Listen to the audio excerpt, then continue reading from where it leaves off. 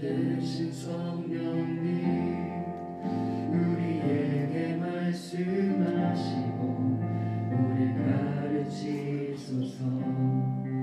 같이 우리 맘 열어주시고 주의 빛으로 밝혀 우리 인도하소서.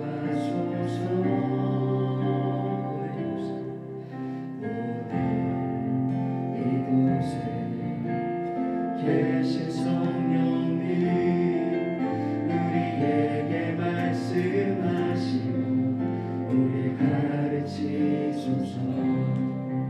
같이 우리 맘 열어주시고 주의 빛으로 밝혀 우리 인도하소서. 주님보다 앞서지 않고 겸손하게 주님의 말씀 기다리니 주님 손에 드립니다.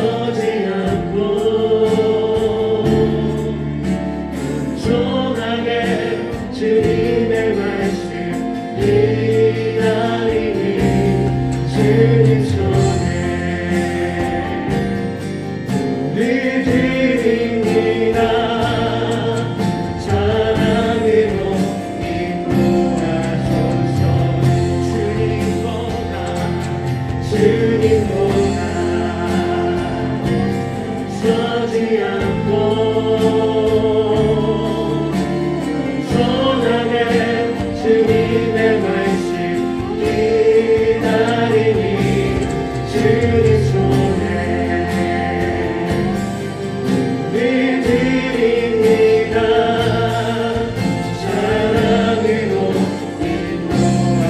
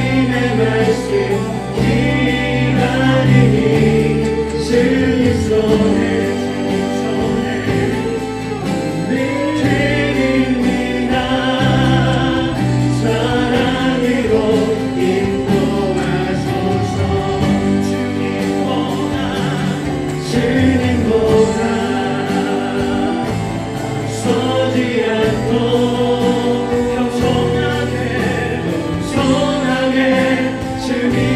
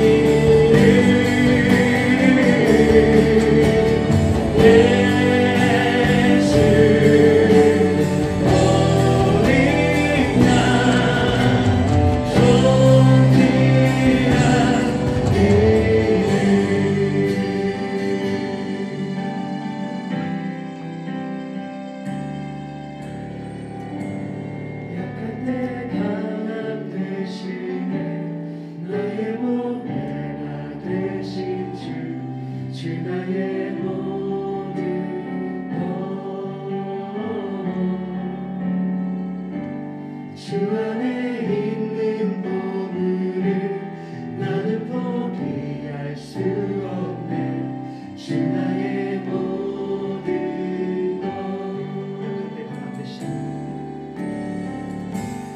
약할 때 강한 되시는 나의 몸을 다 되신 주 나의 모든 것.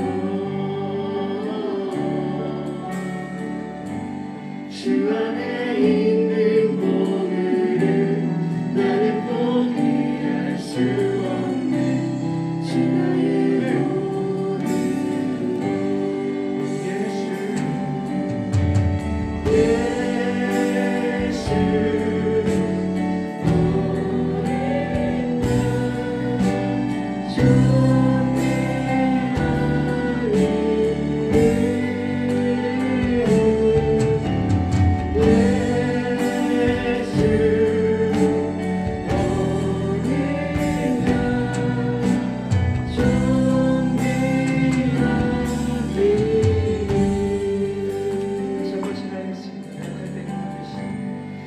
그때 강함 되시네.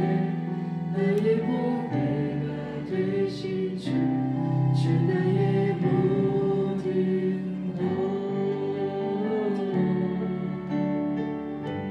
주 안에 있는 보물을 나는 포기할 수 없네.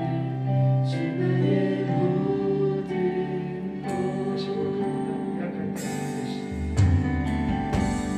약할 때 강함 되시네.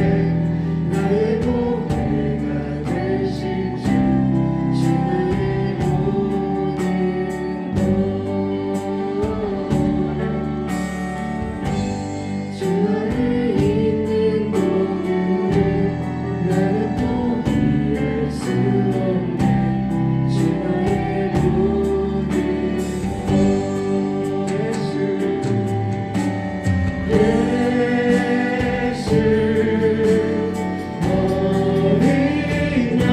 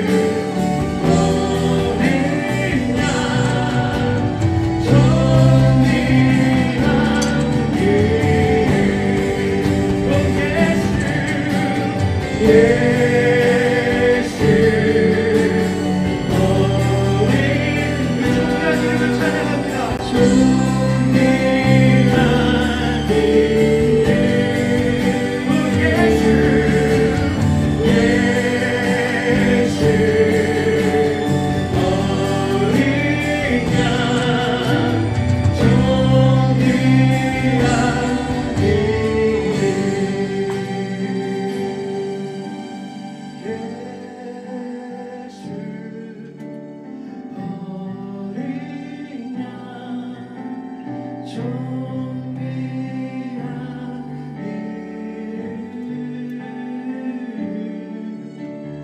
예수 어린 양 존귀한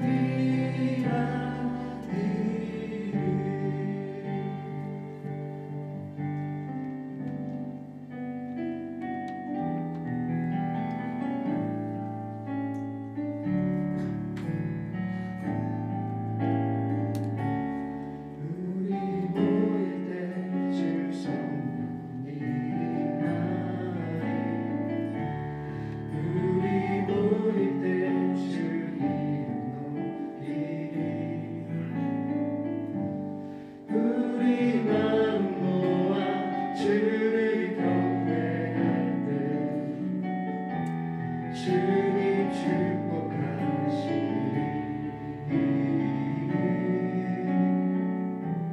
주님 축복하시리 같이 서주시기 원하시고 신앙 고백하시겠습니다. 전능하사 천지를 만드신 하나님 아버지를 내가 믿사오며 그 외아들 우리 주 예수 그리스도를 믿사오니 이는 성령으로 잉태하사 동정녀 마리아에게 낳으시고 빌라도에게 고난을 받으사 십자가에 못 박혀 죽으시고 장사하게 사랑하는 존재 가운데서 발생하시며 하늘에 올라서 전능하신 하나님 들의 자리 십자가 저희로서 산자와 죽은자를 심판하러 오시리라. 성령을 믿사오며 거룩한 공의와 성도가 서로 교통하는 것과 죄를 사하여 주시는 것과 몸이 다시 사는 것과 영원히 사는 것을 믿사옵나이다. 아멘.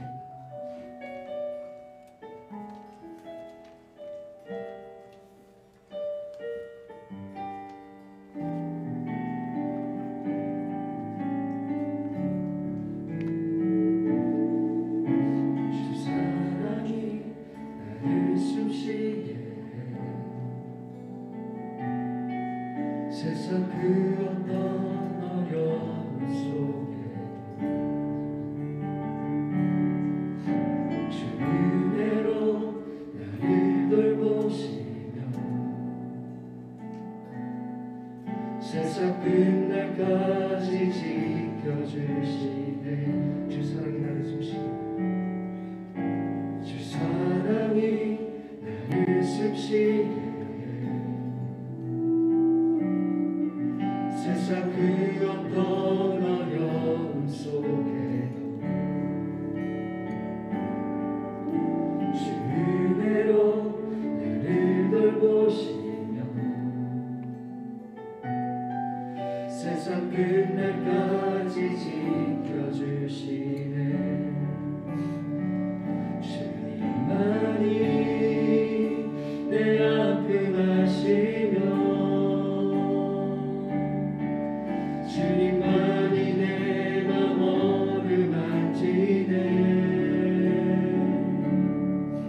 어느 누구도 나를 향하시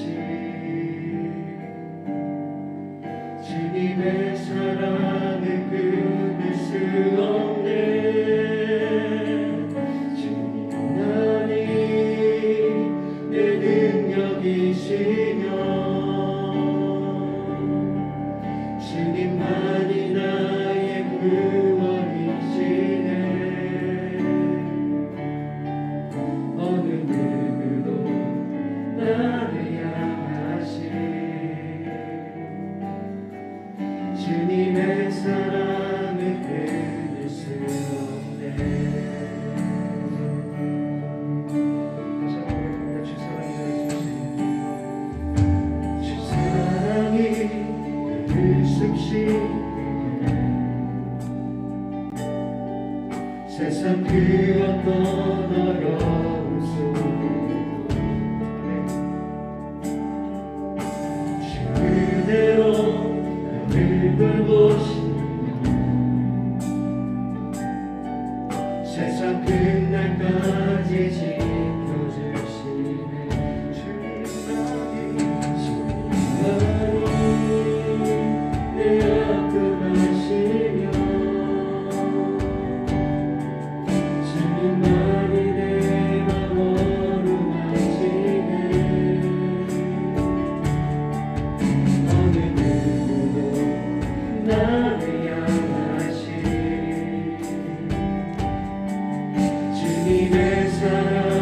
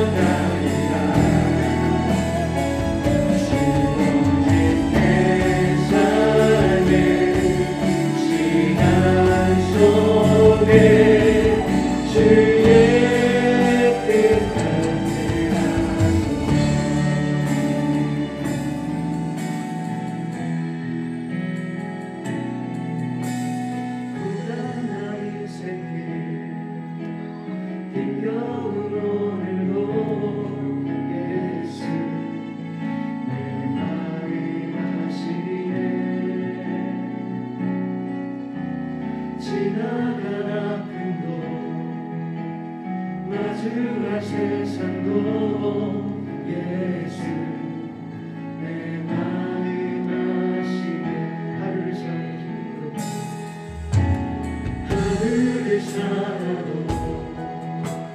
기쁨으로 가리. 예수 늘 함께 하시네. 후회도 염려도 온전히 맡기리. 예수 늘 함께 하시네. 믿음의 흔들어 주를 보니 이 동안 지나가리라. 주어진 내 삶의 시간 속에 주의 뜻 알게 하소서. 믿음의 흔들어 주를 보니 아멘. 이 동안 지나가리라. 주어진 내 삶의 시간 속에 주의 뜻 알게. 다시 한번 찬양합니다. 믿음의 흔들어 주를 보니 이 동안 지나가리라. 주어진 내 삶의 시간 속에 주의 뜻 알게 하소서. 믿음의 흔들어 주를 보니 이 동안 지나가리라. 주어진 내 삶의 시간 속에 주의 뜻 알게 하소서. 사랑하는 우리의 찬양을 받으시길 감사드립니다. 다 같이 마음속으로 묵상하실 때 오늘 예배를 위해서 성령 충만을 위해서 마음으로 묵상하도록 하시겠습니다.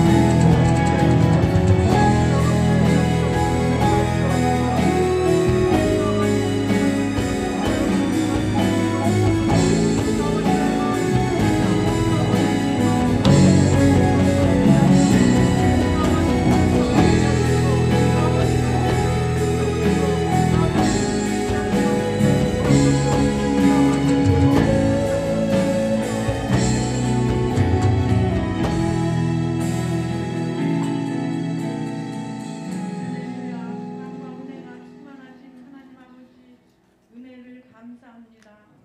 부족한 저희들을 사랑하셔서 구원해 주심에 감사드립니다.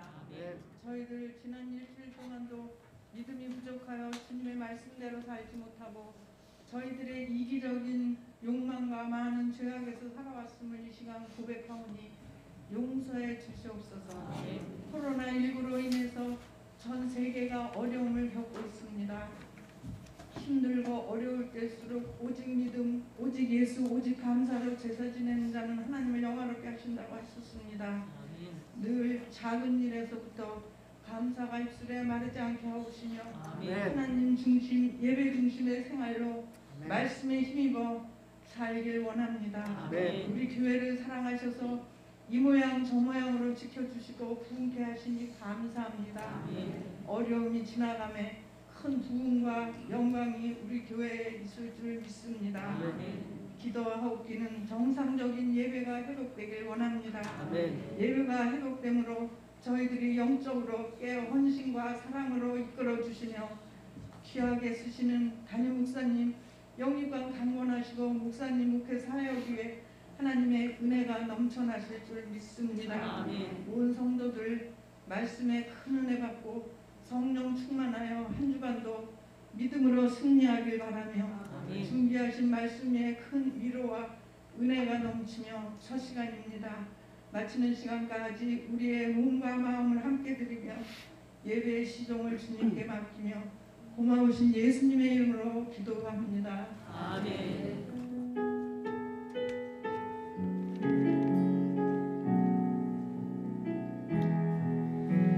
신 곳에서 나는 예배하네. 어떤 상황에도 나는 예배하네. 부르신 곳에서 나는 예배하네. 어떤 상황에도 나는 예배하네.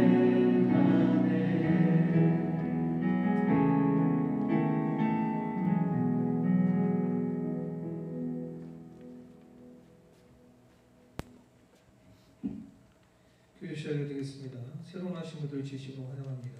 일부 3층 사무실에서 담임 목사가 만난 자리가 준비되어 있습니다. 주일 예배 안내입니다. 방역당국에서 전달된 감염 예방 수칙을 준수하며 예배를 드립니다. 교회로 들어오실 때에는 발열 체크를 합니다. 아울러 예배 전후에 소독을 하고 점심은 제공하지 않습니다. 감염관리 책임자를 지정하고 참석자 명단도 작성합니다.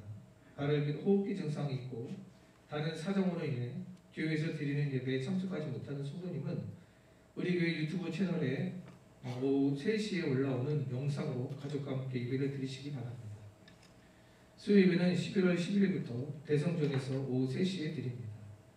수요 여성 멘토 교육도 이날 대성전에서 함께 진행합니다. 수요 예배는 교회 찬양을 운영합니다.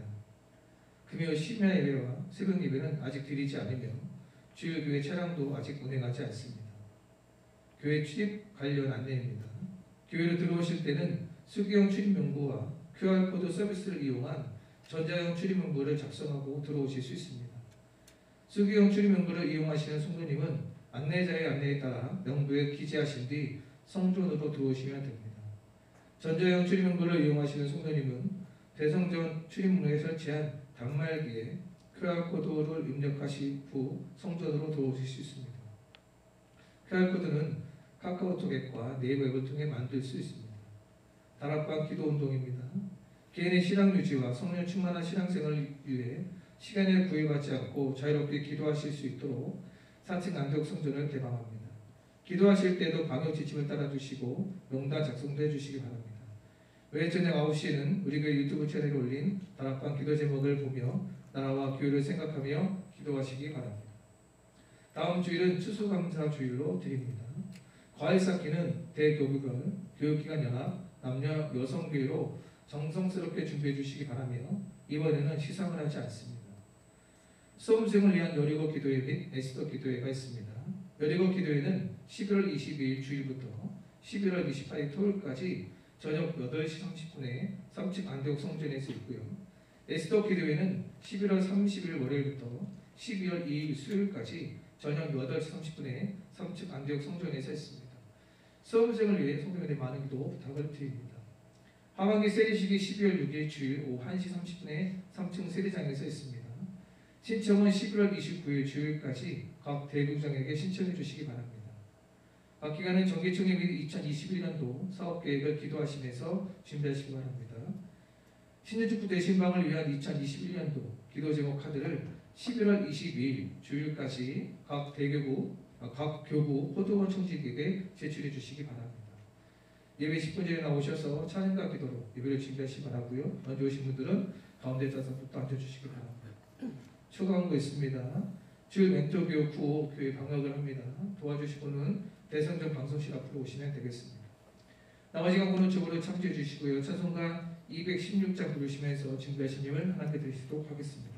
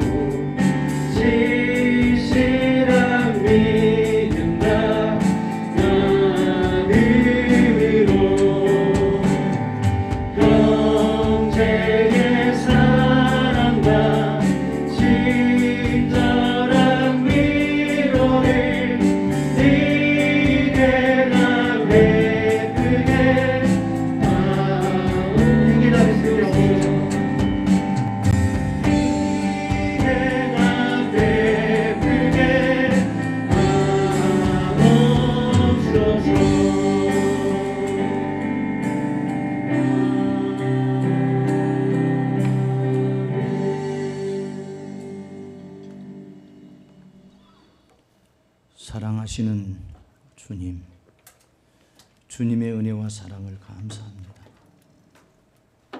저희들을 선택해 주시고 예수 그리스도를 믿는 믿음을 주셔서 하나님의 자녀로 삼아 주신 것 감사합니다.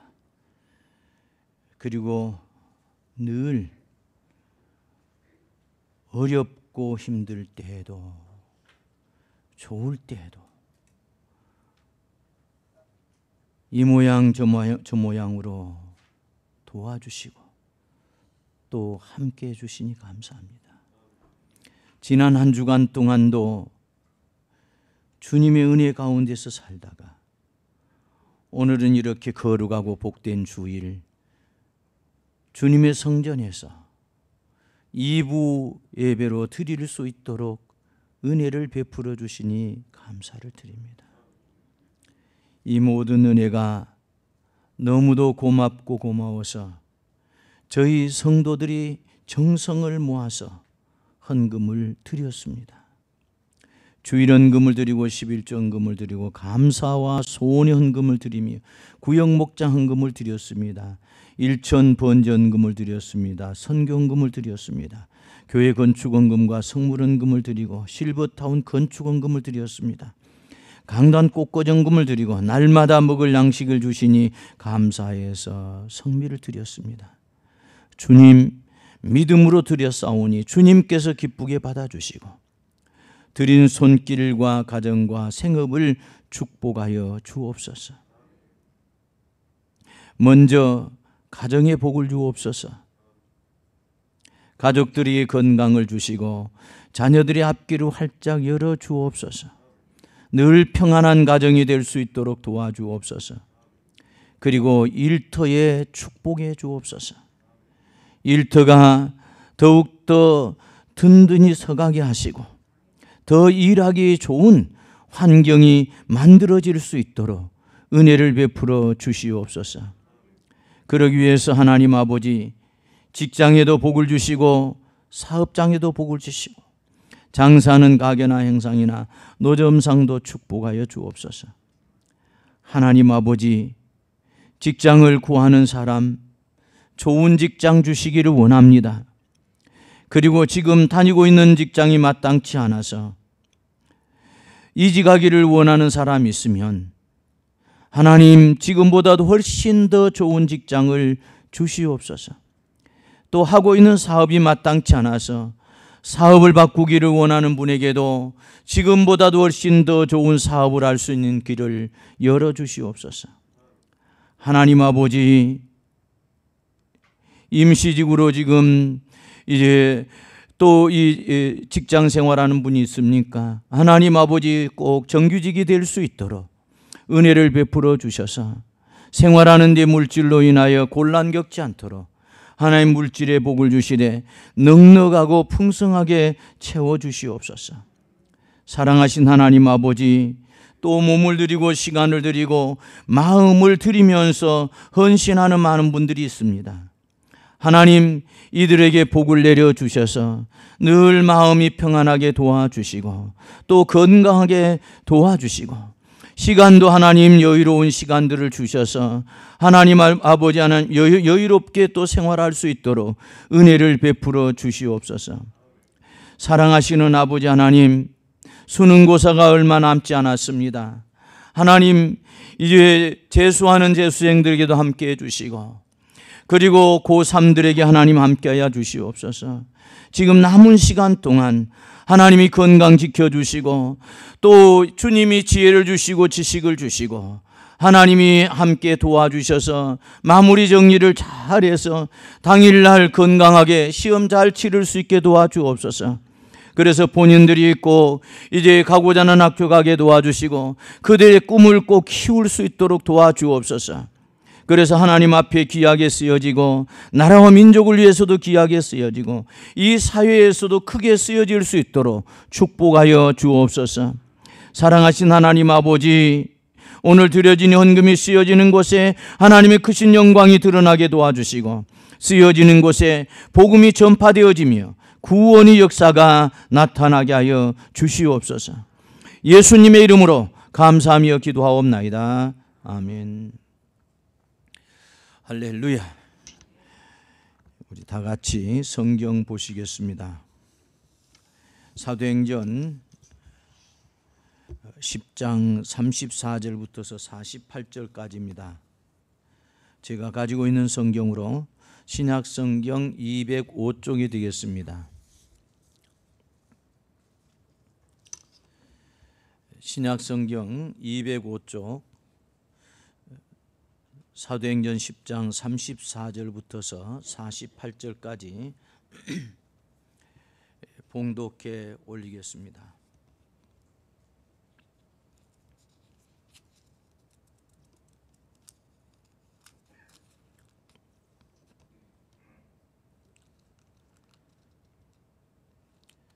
베드로가 입을 열어 말하되 내가 참으로 하나님은 사람의 외모를 보지 아니하시고 각 나라 중 하나님을 경외하며 의를 행하는 사람은 다 받으시는 줄 깨달았도다. 만유의 주 되신 예수 그리스도로 말미암아 화평의 복음을 전하사 이스라엘 자손들에게 보내신 말씀 곧 요한이 그 세례를 반포한 후에 갈릴리에서 시작하여 온 유대에 두루 전파된 그것을 너희도 알거니와 하나님이 나사렛 예수에게 성령과 능력을 기름 붓듯 하셨으며 그가 두루 다니시며 선한 일을 행하시고 마귀에게 눌린 모든 사람을 고치셨으니 이는 하나님이 함께 하셨습니다. 우리는 유대인의 땅과 예루살렘에서 그가 행하신 모든 일의 증인이라. 그를 그들이 나무에 달아 죽였으나 하나님이 사흘 만에 다시 살리사 나타내시되 모든 백성에게 하신 것이 아니요 오직 미리 택하신 증인 곧 죽은 자 가운데서 부활하신 후 그를 모시고 음식을 먹은 우리에게 하신 것이라. 우리에게 명하사 백성에게 전도하되 하나님이 살아있는 자와 죽은 자의 재판장으로 정하신 자가 곧 이 사람인 것을 증언하게 하셨고 그에 대하여 모든 선지자도 증언하되 그를 믿는 사람들이 다 그의 이름을 힘입어 죄사함을 받는다 하였느니라. 베드로가 이 말을 할 때에 성령이 말씀 듣는 모든 사람에게 내려오시니 베드로와 함께 온 할례 받은 신자들이 이방인들에게도 성령 부어 주심으로 말미암아 놀라니 이는 방언을 말하며 하나님 높임을 들음이라라. 이에 베드로가 이르되 이 사람들이 우리와 같이 성령을 받았으니 누가 능히 물로 세례 베품을 금하리요 하고 명하여 예수 그리스도의 이름으로 세례를 베풀라 하니라. 그들이 베드로에게 며칠 더 머물기를 청하니라. 아멘. 할렐루야. 우리 다 같이 앞뒤 좌우에 있는 사람들 반갑게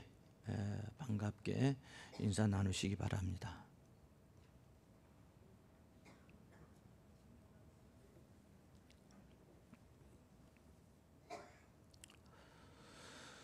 하나님은 사랑이십니다. 그러므로 오늘 2부 예배 오신 여러분들에게 크신 은혜를 베풀어 주시기를 원하십니다. 여러분의 문제를 해결해 주시기를 원하시고 소원을 들어주시기를 원하시고 또 마음이 상하신 분 계시면 이 시간 성령께서 위로해 주실 줄 믿습니다. 뿐만 아니라 몸이 아프신 분까지도 주님이 아픈 곳을 만져주셔서 깨끗하게 치료해 주실 줄로 믿습니다. 할렐루야. 오늘 본문을 중심하여 그 본문 전후를 살피면서 가이사랴의 오순절이라는 제목으로 함께 은혜를 나누겠습니다.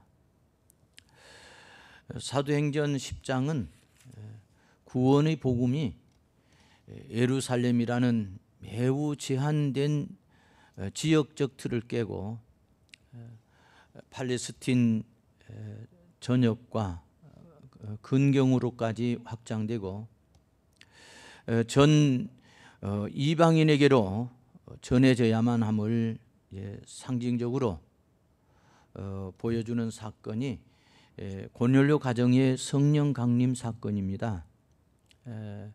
그래서 이 사도행전 10장은 이 고넬료의 성령 강림 사건과 그 관련한 것을 내용으로 하고 있습니다. 이러한 그 본문은 우리에게 몇 가지 영적 교훈을 주고 있습니다. 첫째로는 1절부터서 8절까지인데 고넬료가 본 그 환상을 통해서 우리에게 교훈을 주십니다. 가이사랴의 로마 백부장 고넬료가 환상을 보고 하나님의 사자의 지시에 따라 요빠에 있는 베드로를 초청하기 위해 하속들을 보냅니다. 고넬료는 가이사랴에 주둔하고 있던 로마 군대의 백부장으로 예수 그리스도의 복음을 알지는 못했지만 하나님을 경외하고 어려운 사람들을 구제하는 경건한 이방인이었습니다. 이에 하나님은 고넬료로 하여금 복음을 영접할 수 있는 은혜를 베푸셨습니다. 즉 환상 중에 하나님의 사자를 보내어 고넬료로 하여금 당시 요빠에 머물고 있던 베드로를 초청케 하신 것입니다. 물론 고넬료는 그 즉시로 베드로를 초청하기 위해 사람들을 요빠로 보내었습니다. 이로써 비록 지역적으로는 팔레스틴을 벗어났다고는 하지만 민족적으로는 여전히 유대인에게만 머물고 있던 복음이 마침내 이방인에게까지 전파되는 역사의 서막이 오른 것입니다. 사도행전 10장 2절을 보면 고넬료가 경건한 사람으로서 온 집으로 더불어 하나님을 경외하며 백성을 많이 구제하였을 뿐만 아니라 하나님께 항상 기도하였다고 하였습니다. 그리고 3절 4절을 보면 천사가 고넬료에게 내 기도와 구제가 하나님 앞에 상달하여 기억하신 바 되었느니라 라고 하였습니다. 이는 하나님께서 고넬료에게 천사를 보내셔서 그로 하여금 베드로를 청하게 하고 그래서 그로부터 복음을 듣고 구원을 얻을 수 있도록 하신 이유가 바로 하나님께서 고넬료의 기도와 구제를 기억하셨기 때문이라는 말입니다. 그렇습니다. 하나님께서는 이처럼 당신을 향해 드리는 진실한 기도와 선행을 기억하시는 분이십니다. 하나님은 결코 당신을 향해 진실한 마음으로 드리는 기도와 선행을 간과하지 않습니다. 그런 자들에게는 반드시 하나님의 큰 은혜와 상급을 내려주십니다. 여러분, 아브라함이 멸하기로 작정된 소돔을 위해 간절히 기도했을 때에 어떻게 되었습니까? 비록 소돔에 의인 10명이 없어서 그 성을 멸하기는 하셨지만 그곳에 살던 아브라함의 조카 롯을 구하여 주셨습니다. 이와 관련하여 성경은 하나님이 그 지역의 성을 멸하실 때, 곧 롯이 거주하는 성을 엎으실 때 하나님이 아브라함을 생각하사 롯을 그 엎으시는 중에 내보내셨더라고 이렇게 창세기 19장 29절에 기록을 하고 있습니다. 사랑하는 성도 여러분, 지금 우리는 코로나19로 인해서 무척 어려움을 겪고 있습니다. 개인적으로, 가정적으로, 또 국가적으로, 또 우리는 교회적으로, 우리뿐만 아니라 바로 전 세계가 지금 어려움을 겪고 있습니다. 그러기에 지금 우리는 기도해야 될 때입니다. 소돔과 고모라 성을 바로 멸망시키면서도, 의인 10사람이 없어서 멸망시키면서도 하나님은 그 아브라함의 그 기도를 들으시고 그의 가족인 조카 바로 이 롯, 바로 이 가정을 구원해 주셨습니다.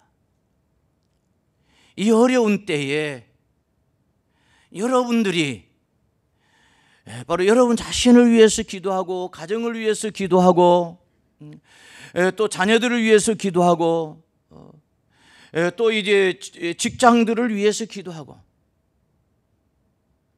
그러기 때문에 지금까지 이 코로나19 상황에서도 하나님이 지켜주셨습니다. 특히 여러분에게 고마운 것은 여러분들이 우리 교회를 위해서 늘 기도하고 계시기에,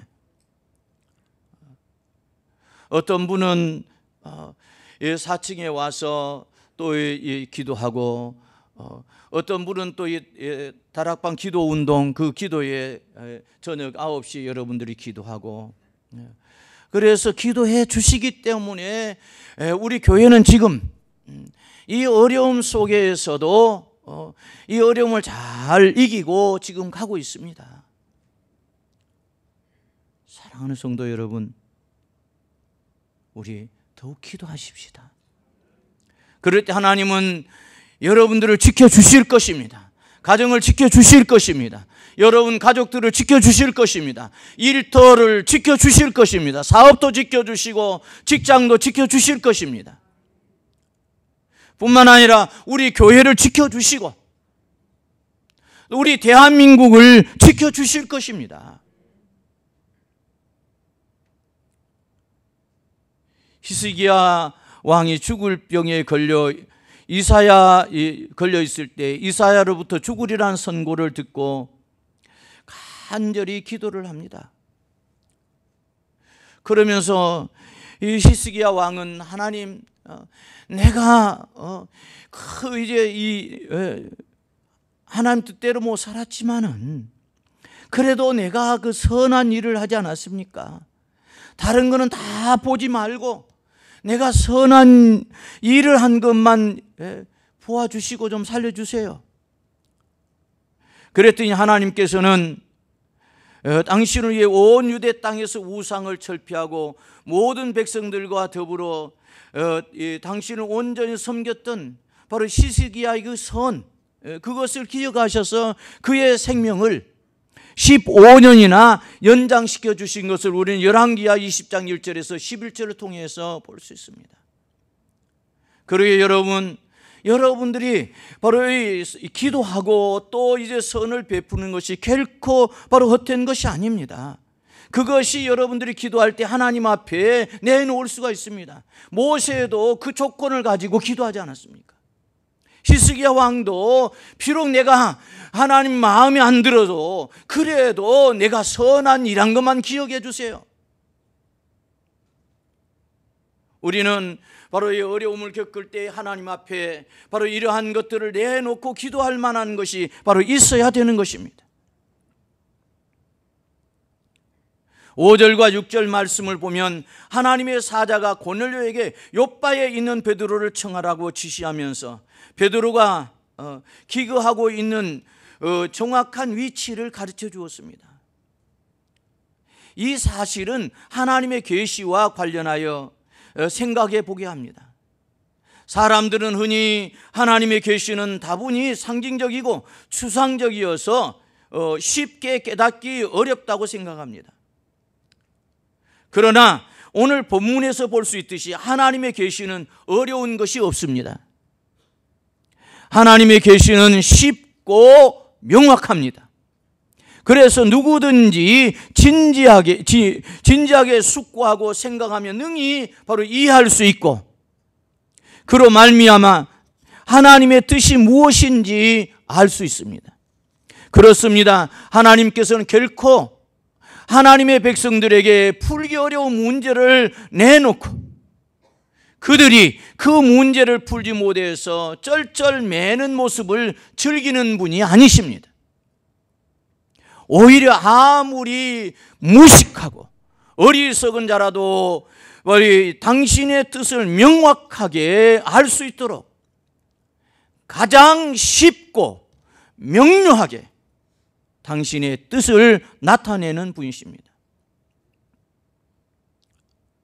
예수님께서는 요한복음 7장 17절에서 사람이 하나님의 뜻을 행하려 하면 이 교훈이 하나님께서 왔는지 내가 스스로 말함인지 알리라고 말씀하셨습니다. 즉 하나님의 뜻을 바로 행하려고 하면 바로 그 하나님의 뜻이 무엇인지 확실하게 안다는 것입니다. 이것이 하나님께로부터 왔는지 사람, 자기에게로부터서 온 것인지, 즉 스스로 말하는 것인지. 이 말이 무슨 말입니까? 바로 하나님이 주신 그 뜻을 분명히 성령을 통해서 우리에게 감동 주시는데, 때로는 말씀을 또 이제 듣게 해주시고 영음을 주셔서 듣게 하시고, 또 때로는 환상을 주시고, 또 마음을 통해서 주시는데, 그런데 그 말씀을 내가 행하기가 싫으니까, 맞지 않으니까, 그러니까 자꾸 내 생각을 갖다 넣는다는 것입니다. 그러다 보니까 하나님의 뜻을 모른다는 것입니다.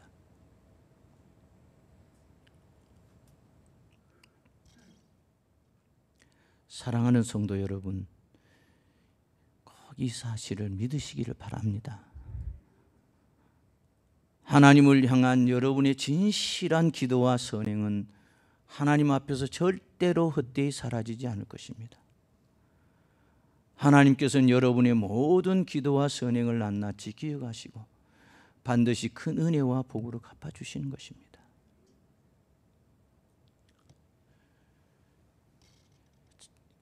요즘도 보면 선교사님들 그 이야기를 이제 선교 보고를 듣는다든지 또 사석에서 얘기를 들어보면 이 대도시 이런 데 가서 선교를 하는 분들에게는 그런 것들이 별로 없어요. 그런데 오직 아직 이제 그 부족들 사는 그 사회에 들어가서 선교하시는 그 선교사님들은 언어도 이제 그 부족들의 언어를 좀 배워가지고 와서 하더라도 원활하게 소통이 안 되지 않습니까? 또 그들 그 생활 방식이 또 다르고 또 문화가 다르고, 그래서 이 참 어떤 그 말로 이 선교하고 전도하기가 참 어렵다라는 거예요. 그것을 이해시키기가 어렵다라는 겁니다. 그러니 하나님이 그저 그냥 보여주시는 거예요. 죽을 병 걸린 사람 이제 데리고 와서 선교사하고 기도하면은 나사버려. 할렐루야. 어떤 또 그런 문제들이 있으면 그 문제들이 해결되어지고, 도저히 사람으로는 할 수 없는 일들이 그저 언어도 다르고 말도 잘 안 통하는데도 그게 된다는 거예요.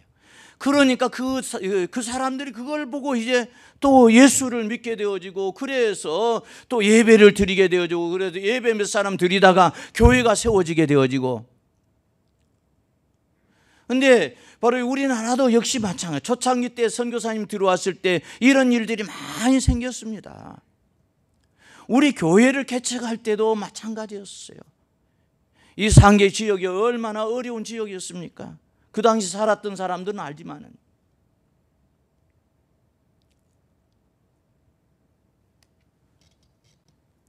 우리 교회가 이 중앙시장 2층 13평 정도에서 다 부흥되어져서 이제 그 농협 현재 그 농협 지하 그걸로 지금 내려갔어요.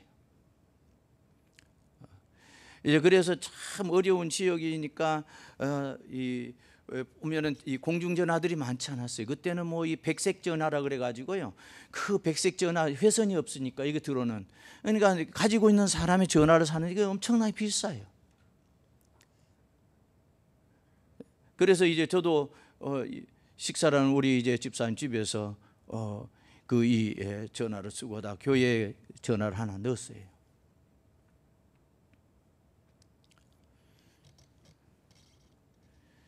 그런데 이제 아직 새벽 기도할 시간이 안 됐는데 누가 나를 불러요. 깨워요. 딱 일어나서 시계를 딱 보니까 아직 새벽 기도할 시간이 아니에요. 그래서 지금 이제 어중간해 시간이. 그래서 좀 일어나고 이제 기도하고 그러고 나서 이제 좀 옷 입고 그리고 새벽 기도를 가려고 기도하는데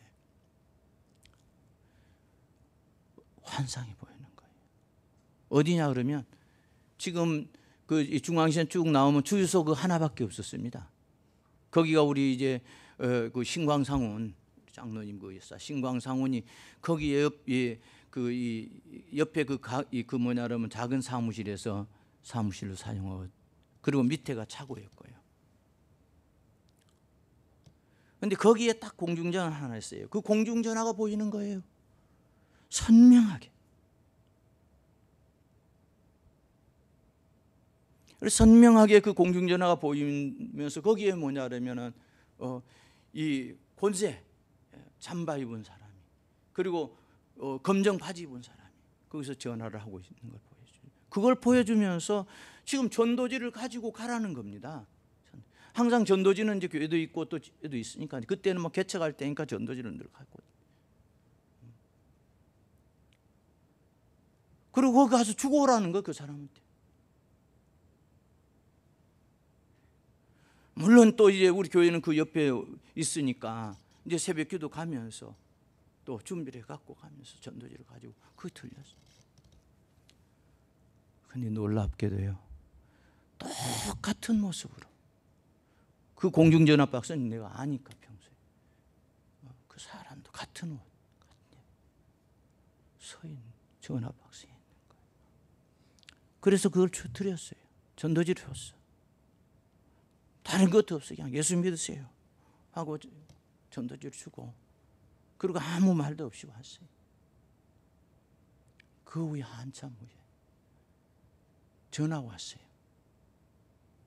왜 그 전도지에 다 찍혀 있잖아요. 그때 죽으려고 했습니다. 공중전화 박스에서 집에다가 전화를 할까? 너무 또 놀랄까? 그래서 또 뭐냐면 교회 어디 교회에다가 어디 전화를 할까? 교회를 나가볼까? 망설이고 있었다는 겁니다. 그런데도 전화할 수 없고 늦은 시간이 뭐 저녁이 새벽은 아직 안 됐으니까. 그래서 그 순간을 넘기면 그 전도지를 보고 자기가 죽지 않고. 그래서 자기가 예수도 믿고 이제 교회도 다니고 있고 예수도 믿습니다.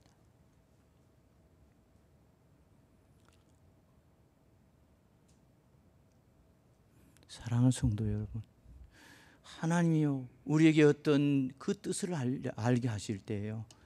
그 계시를 주실 때 아주 명확하게 주십니다. 이 땅을 우리가 이제 사놓고 나서 마지막에가 이 200만 원이 이제 뭐 들어가야 되고 그 다음에 500만 원이 되고 700만 원에 걸려가지고 너무 들었어요. 그래서 또 어디 가냐 그러면 저 수락산에 올라가고 추운 겨울이에요. 그때.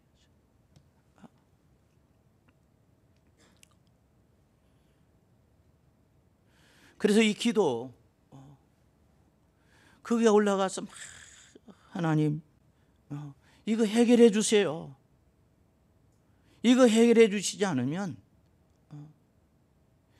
첫째로 하나님 망신이고, 둘째로 교회 망신이고, 세 번째로 제가 망신입니다. 하나님 응답 주세요. 그러니까 뭘 하냐 그러면 내려가서 새벽 기도나 인도하래요. 아니 저거 어떻게 새벽 기도만 인도합니까? 내려가서 뭘 보여주셔야지, 뭘 말씀을 주셔야지 하지요. 그랬을 때요, 뚱뚱한 아줌마 한 사람이 애기를 하나 얻고요, 제가 집사님 집에서 식사를 하고 있었는데 그 집으로 애기를 얻고 들어오는 거예요. 그 모습을 보여주는 거예요. 그래서 하나님 이 사람입니까? 네. 알았습니다. 그리고 내려와서 새벽 기도를 인도하고요, 이제 밥을 먹으러 갔어요. 갔더니 그 당시에, 지금은 장로님이시지만 그 당시에 이제 그 집사님 하신 얘기가 오늘 일부 예배 때 나와 있어서 그분이, 예, 그 장로님, 목사님 기도 응답 받으셨어요? 이제 내가 기도로 간다고 했으니까 응답 받으셨어요? 그래서 아니 어떤 뚱뚱한 아줌마가 애 하나 얻고 온다는데요, 피고 웃더라고. 그러지 않겠어요? 우리 목사님 지금 뭘 왔나 뭐 피하는 것 같더라고. 근데요, 딱 상 받고 딱 수제를 들려고 그러고 딱 하는데요, 그 말씀 이제 할 때 그 말을 물었어요. 상을 딱 갖다 주면서 그래서 별소리가 딱 울더라고. 근데 딱 이거군 하고 봤더니 내려 없고, 근데 지금 이 자리에 있네요. 여기 가까이 있네 지금 그분이. 그랬더니 봉투 하나, 하얀 봉투에다가 편지를 딱 써서 가져왔는데 그 편지는 남편이 썼어요. 글씨체가 아주 잘 써요. 보니까 150만 원짜리 수표가 들었어요. 근데 그 남편이 교회를 한 번도 나가본 일 없대. 주일학교 뭐 성탄절이라도 뭐 사탕 하나 얻어 먹으러 간 일도 없다는 거야. 그럼 그 돈이 어디 나와요? 본인들은 그럼 어디 살았냐? 저 삼동에 기업은행이 있었어요. 그 골목에 가서요, 방 한 칸에 150만 원, 그때 제가 그렇게 150만 원에 그 살고 있었어요. 근데 그 수표 가정이 150만 원. 그럼 왜 그 돈이 있었냐 그러면 저 동대문 이 종합시장에 있는 거기에서 포목 점원으로 하고 있었는데, 점원을 하니까 가게를 갖고 싶은 것이 꿈이잖아요. 그래서 가게를 가지려고 그 돈을 모았던 거예요. 근데 너 교회 요즘 땅 사놓고 어렵다면서, 그러면서 이 본인이 여기 있으니까 제가 얘기하죠. 이 어렵다면서 그러면서 이거 갖다 주라 그래. 세상에 한번 생각해 보세요. 교회 한 번 다니지도 않는 사람. 뒤에 우리 교회 이제 집사님이 되시고 그러시다가 이제 고인 되셨습니다만은 그 남편은 바로 정확하게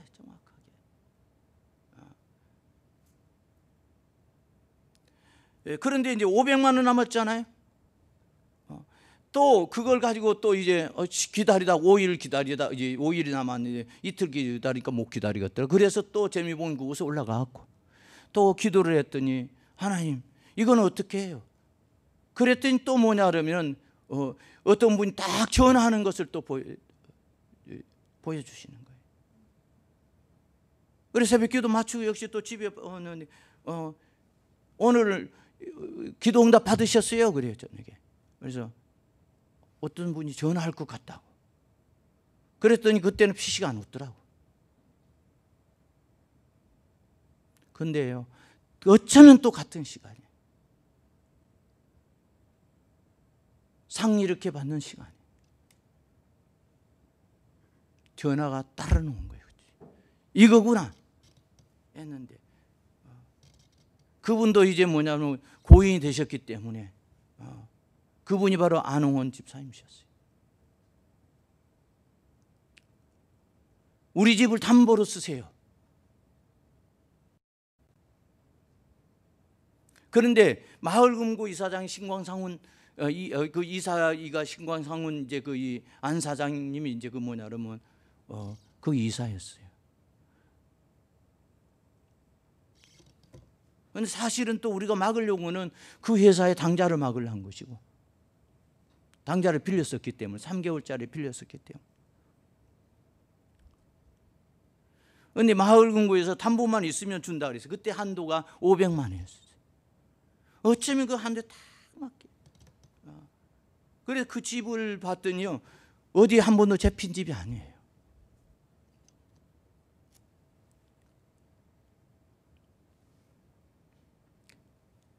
그래서 그거 딱 가서 담보를 주고 딱 돈 떨어지는데 이자도 하루도 더 안 나가게 딱 그날 딱 나오게.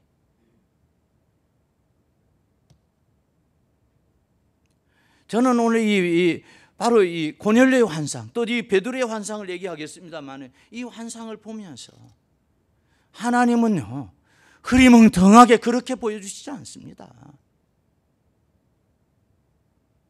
확실하게.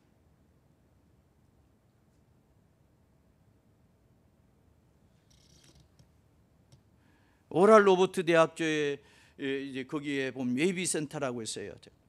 그러면 늘 5월달이 5월과 6월 사이에 거기에서 세계 이제 은사주의자 컨퍼런스가 있었습니다. 거기 보면 이제 유명한 강사들 오는데 마지막 월에서 목요일까지 하는데 저녁 그 이 마지막 저녁 시간 베니인하고 먼저 두 사람씩 저녁에 설교를 해요. 라드니가 이제 먼저 이 목요일 날은 하고, 그 다음 이제 그 D타임 마지막 타임이죠. D타임이면서 전체 집회 마지막 타임 베인이에요. 근데 이제 이 치유 시간에 놀라운 것은 저기 거기가 1만 5천 명 들어갑니다. 메이비 센터가요. 이 저기 몇 번째 줄에 지금 어떤 옷을 입으신 분이 간암입니다. 주님이 치료하셨습니다.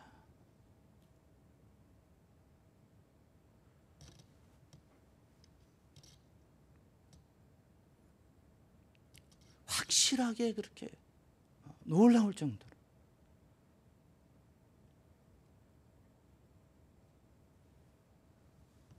사랑하는 성도 여러분, 우리가 늘 기도하고 우리가 또 하나님의 말씀을 살려고 할 때 하나님은 우리 이러한 모든 것들을 보여주시는 것입니다. 아브라함에게도 보여주셨잖아요. 우리가 성경에 보면 이 개척할 때도 우리 보면 정말 하나님 많은 기적들을 베풀어 주셨어요. 그래서 교회가 또 성장하고, 그때는 왜 그러냐면은 절실하거든. 하나님 앞에 하여간 매달려야 돼. 저도 매달리고 그 교회는 많지 않아도 같이 또 매달리고 밤을 새워가면서 또 처리하기도 하고. 그러니까 하나님이 교회의 기적을 베풀어 주시고 역사하시더라고요. 지금 우리가 바로 이런 간절한 마음 가져야 됩니다. 요즘 한국 교회가 너무 이제 잘 되고 교인들도 잘 사니까요, 이런 간절함이 없어요. 이런 간절함이 없으니까 하나님의 역사가 나타나질 않아요. 보이지가 않아요.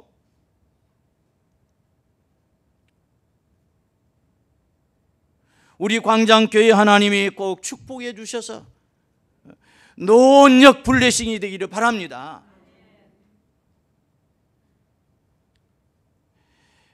둘째로 베드로가 본 환상과 고넬료와 베드로의 그 만남을 생각해 보십시다. 9절에서 33절에 있는 말씀입니다. 베드로가 환상을 볼 때는 그가 제6시, 즉 오늘날 시간으로는 정오 기도하는 시간에 지붕으로 올라가 기도하던 때였습니다. 그리고 이때는 이미 환상을 본 고넬료가 보낸 사람들이 베드로를 초청하기 위해 그가 머물고 있던 곳으로 찾아오고 있었던 중입니다. 본문을 보면 베드로는 환상 중에 하늘에서 의식법상 부정한 온갖 짐승과 새들이 들어있는 큰 보자기 같은 그릇이 4기를 메인 채 자기 앞에 내려오는 것을 보았습니다.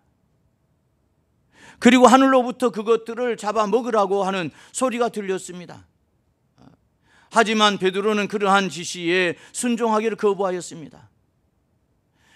그러한 동일한 일이 3번 반복된 후에 그릇은 하늘로 올려갔고, 이러한 환상은 하나님께서 이방인에 대한 베드로의 유대주의적 편견을 버리도록 하여서 고넬료의 그 초청에 그로 하여금 거절치 못하고 선뜻 응하게 하기 위해서 주신 것이었습니다.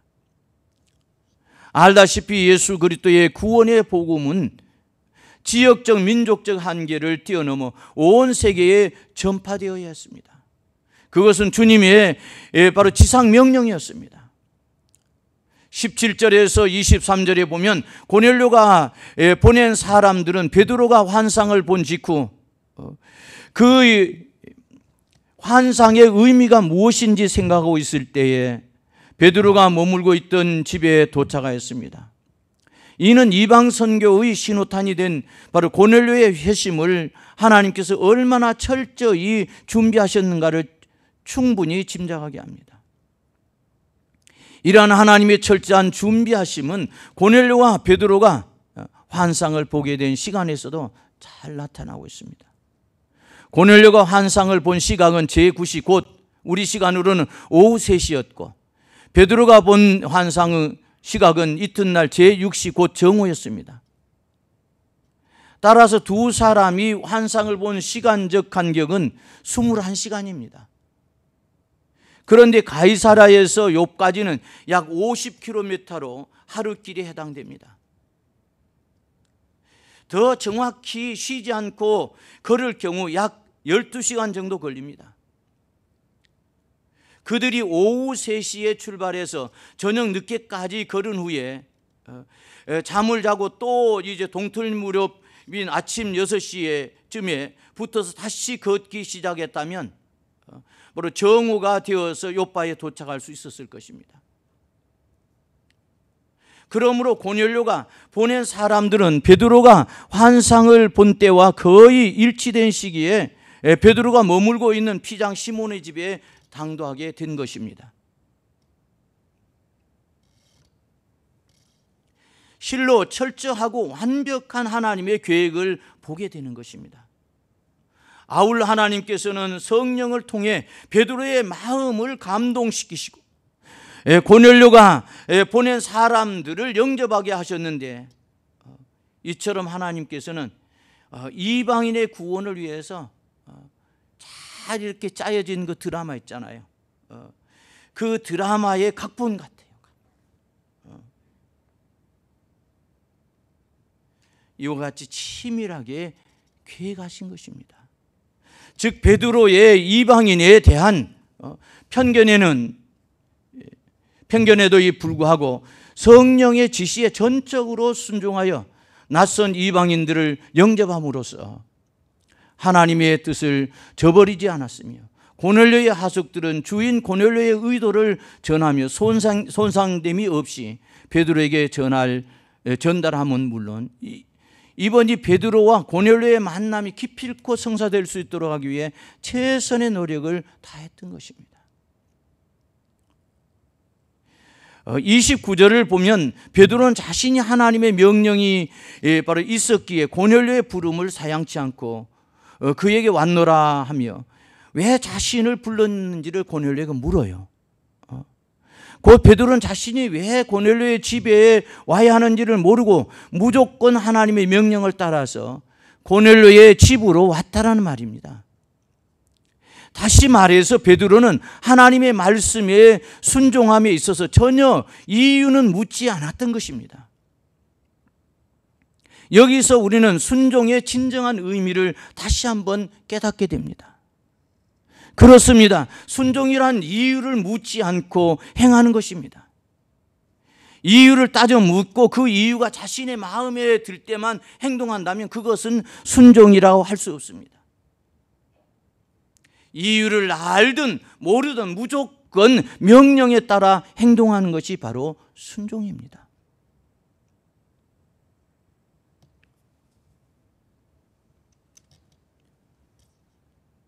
셋째로 베드로의 설교와 고넬료 가문의 성령 강림에 대해서 살펴보면서 은혜를 나누고자 합니다. 오늘 본문 말씀이 되지요.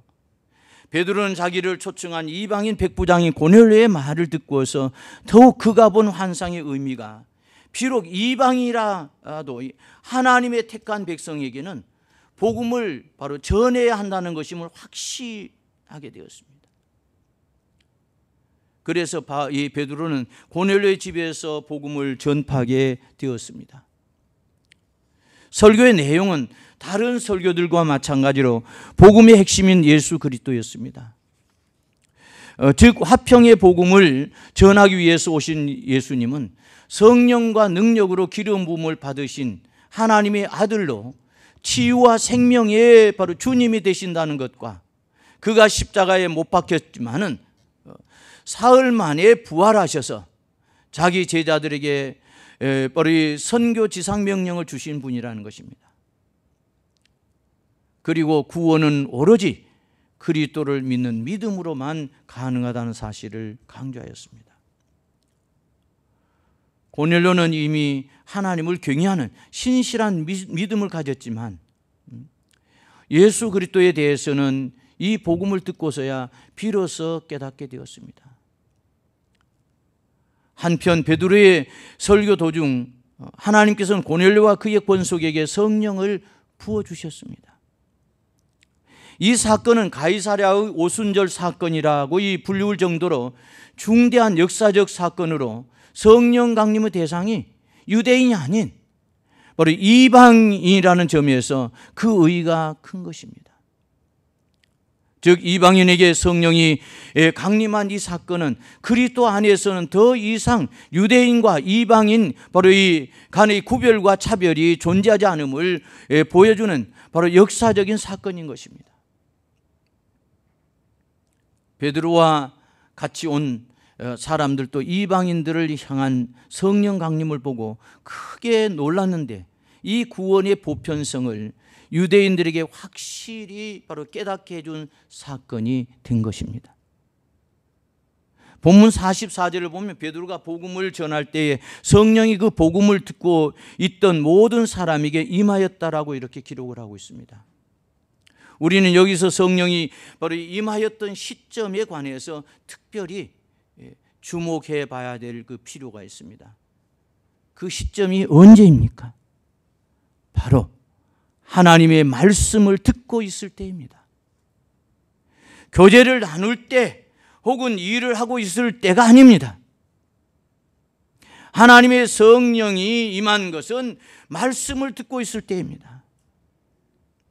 이처럼 하나님의 말씀이 선포되는 순간은 성령과 은혜를 받을 수 있는 바로 좋은 그런 기회가 됩니다. 우리가 하나님의 말씀을 소홀히 바로 하지 않고 마음과 정성을 다해서 그 말씀을 듣는다면 우리는 얼마든지 그 말씀을 통해서 은혜를 받고 성령의 충만함을 입을 수 바로 있는 것입니다. 그럼에도 불구하고 오늘날 많은 성도들이 하나님의 말씀을 듣기를 소홀히 합니다. 그저 형식적으로 교회에 나와 앉아서 딴 생각만 하다가 집으로 돌아가는 사람들도 있습니다. 성령과 은혜를 받을 수 있는 좋은 기회를 잃어버리고 있는 것입니다. 그러다 보니 10년, 20년을 교회에 다녀도 성령을 받지 못하고 은혜를 받지 못한 채 날마다 맹숭맹숭한 신앙생활을 할 수밖에 없는 것입니다. 사도행전에 보면 바로 이 성령이 강림한 그 네 군데가 나와요. 사도행전 2장은 여러분들이 잘 아는 대로 1절에 4절까지 오순절날 성령이 강림하시죠. 그때는 120문도들이 기도할 때 열흘 동안 열심히 기도할 때 성령. 그리고 사도행전 8장 보면 17절에 보면 거기는 또 사도들이 기도할 때 안수 기도할 때입니다. 베드로와 요한이 사마리아 교회에 안수할 때 성령이 충만하게 임재하셨고, 그리고 오늘 이제 본문에는 말씀 들을 때, 그리고 이 사도행전 19장의 에베소 교회에서 사도 바울이 또 거기에 기도하면서 안수할 때, 그럴 때 성령께서 역사하셨고, 그래서 오늘도 방언이 그 표적으로 나타나고 있고, 에베소 교회에서도 마찬가지고, 오순절 날도 마찬가지고. 오늘 사랑하는 성도 여러분, 그래서 늘 말씀을 들을 때도 바로 성령의 그 이제 체험을 하게 되지만, 여러분들이 또 말씀을 읽을 때도 바로 성령께서 여러분들이 뜨겁게 역사하십니다.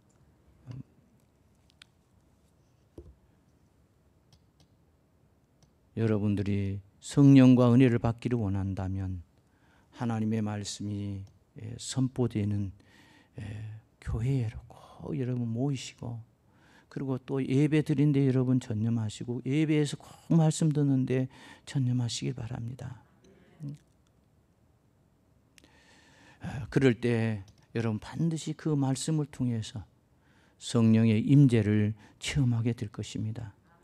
정녕 하나님의 말씀을 귀히 여기고 언제나 간절한 마음으로 그 말씀을 받으심으로 항상 성령 충만한 가운데 살아가는 우리 광장교회 성도님들 다 되시기를 주님의 이름으로 간절히 기원합니다.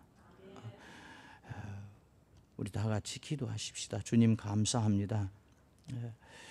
오늘 가이사랴의 오순절이나 이런 제목으로 함께 은혜를 나누었습니다.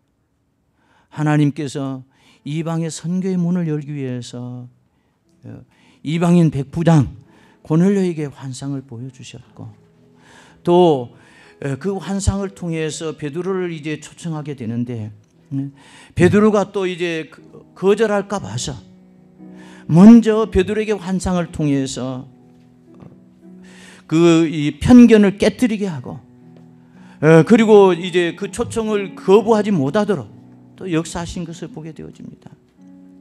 하나님 아버지, 오늘 우리도 바로 이러한 편견을 깨고, 저 사람은 구원받지 못할 거야, 그러니 내가 전도할 필요 없어, 바로 이런 생각을 가지고 있습니까? 하나님, 이 시간 성령께서 강하게 역사하여 주옵소서. 그런 편견들이 다 깨지게 하여 주옵소서. 그리고 우리가 그런 사람에게까지도 전도하게 하여 주옵소서. 그리고 우리 광장교회가 성령 충만한 교회가 되게 도와주시고, 이 노원역의 축복이 되게 하여 주시옵소서. 예수님의 이름으로 기도하옵나이다. 아멘. 문제를 가지고 오신 분은 가슴에 손을 얹어 주시고, 소원을 가지고 오신 분도 믿음으로 가슴에 손을 얹어 주십시오. 염려와 걱정, 근심, 불안, 두려움 있는 사람도 믿음으로 가슴에 손을 얹어 주시고,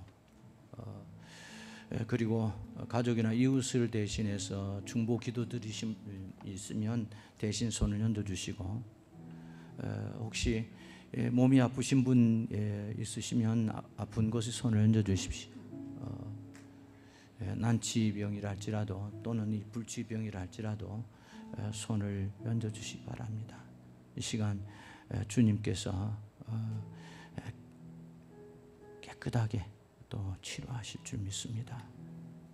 우리 잠깐 한 30초 정도 마음으로, 우리가 마음을 모아서 마음으로 합심히 기도하겠습니다.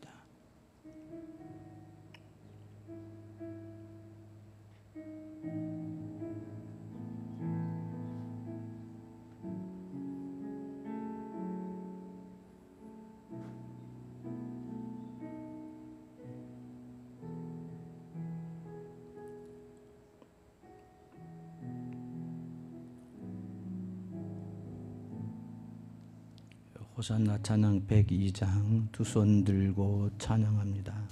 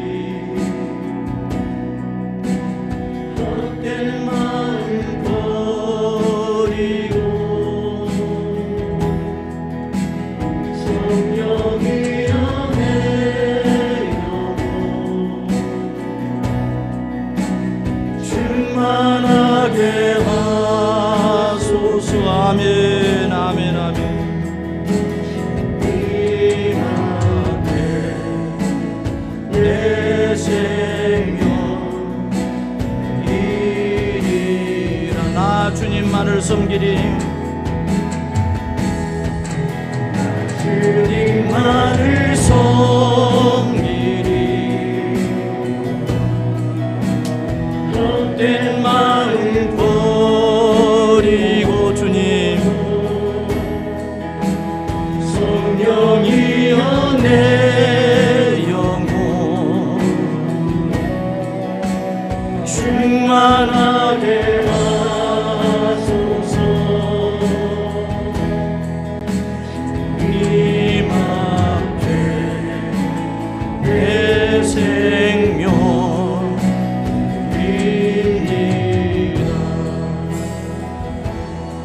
사랑하신 아버지 하나님, 문제를 가지고 온 사람이, 소원을 가지고 온 사람이, 염려와 걱정, 근심, 불안, 두려움 있는 사람이, 마음에 상처가 있거나 아픈 기억을 가진 사람이 믿음으로 가슴에 손 얹었습니다. 이 시간 주님께서 저들의 심령을 만져주시옵소서. 심령을 만져주실 때 문제가 해결되게 도와주시고 소원이 이루어지게 도와주시고 염려와 걱정, 근심, 불안, 두려움이 떠나가게 하여 주옵소서. 마음의 상처와 아픈 기억들을 치료하여 주옵소서. 하나님 아버지, 가족이나 이웃을 대신하여 손을 얹고 중보 기도드리는 사람이 있습니다. 이 시간 주님이 그 대상자를 찾아주시고 그들 가운데 능력으로 역사해 주시고 기적이 일어나게 도와주옵소서. 하나님, 몸이 아픈 사람이 지금 아픈 곳에 손을 얹고 기도합니다. 이 가운데 난치병자도 있습니다. 불치병자도 있습니다. 주님이 아픈 곳을 만져주시옵소서. 만져주실 때 깨끗하게 치유되게 하여 주옵소서. 나사렛 예수 이름으로 명하노니 질병을 통해서 육신을 묶고 괴롭히며 고통스럽게 낙한 영들아, 질병의 묶음을 풀고 떠나가라. 나사렛 예수 이름으로 명령한다. 떠나갈지어다. 건강할지어다. 예수님의 이름으로 기도하옵나이다. 아멘. 처음으로 저희 교회 나오셔서 예수 믿기로 마음에 결심하신 분이 계시면 일어나 주시면 환영해 드리겠습니다. 없으시면 호산나 찬양 202장 예수 우리 왕이여 찬양하고 축도로 마치겠습니다. 한 주간 동안도 건강하시기 바랍니다.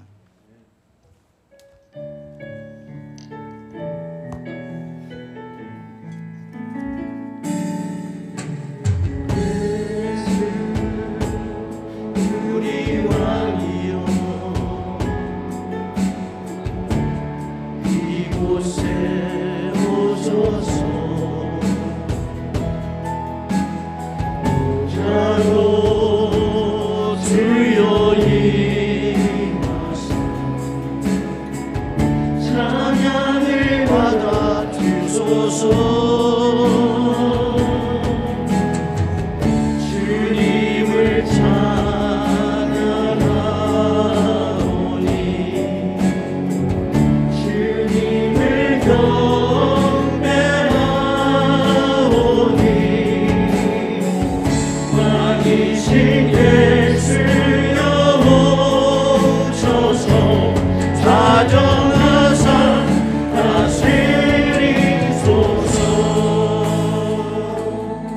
지금은 우리 주 예수 그리스도의 은혜와 하나님 아버지의 무한하신 사랑하심과 성령님의 감화 감동 역사 충만케 하시니 오늘 거룩하고 복된 주일을 2부 예배를 드리는 성도들 위에와 그 가정 생업 자녀들 위에 이제로부터 영원토록 함께 계실지어다.